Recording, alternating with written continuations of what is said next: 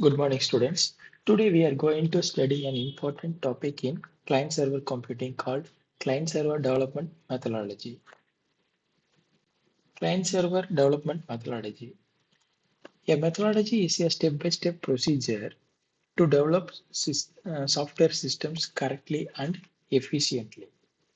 In client-server system, methodology is very important because both client and server must work together properly with good communication, scalability, and security.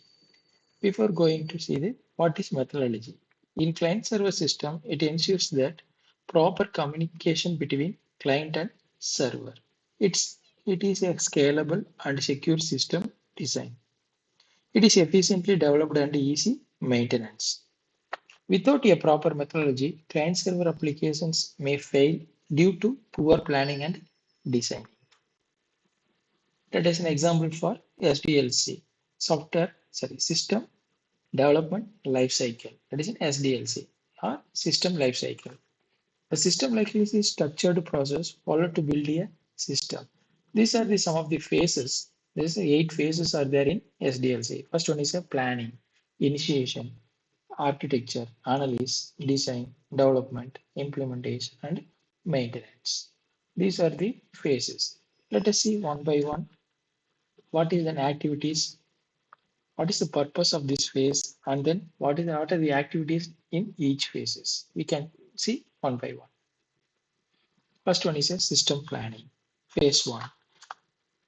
First phase is system planning. What is the purpose? It understands the existing system. After that, identify the problem and opportunities. What are the activities of the system planning? It is a requirement gathering and feasibility studies. For example, identify need a client server banking system. These are the example of system planning. The next one is a product initiation. Project initiation. What is the purpose? It officially start the projects. That is what are the activities? Define scope, allocate resources, and create a project plan. These are the project initiation. The third one is third phase is an architecture definition. What is the purpose? It decides how the system will be structured. What is that activities? Design to tier or Tigray architecture. Technology stack like Java, Net, .NET, etc. Responsibility of client server system.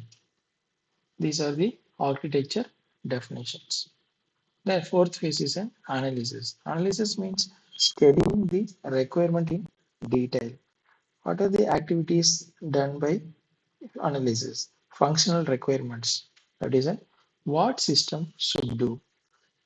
Next one is a non-functional requirements. It is in performance testing, security testing, or speed.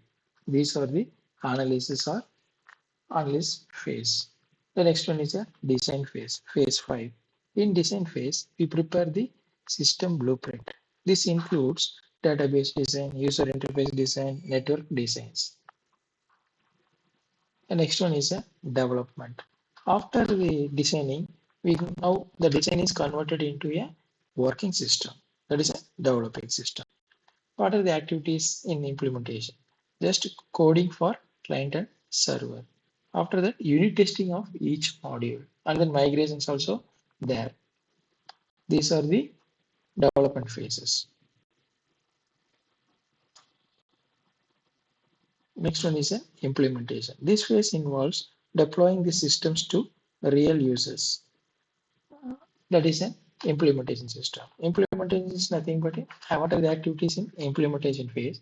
It is a first installation, then data migrations, then user training. These are the implementation phase. The next one is a maintenance phase. In maintenance phase, ensures the system run smoothly after deployment. Deployment is nothing but implementation. What are the activities in maintenance? Bugs fixings, updates, any updates for the software.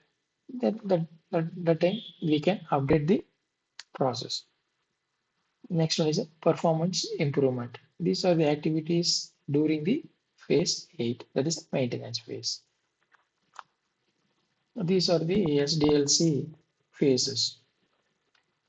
I conclude this one. A proper client-server development methodology ensures that systems are well planned, properly designed, efficiently developed, and easily maintained.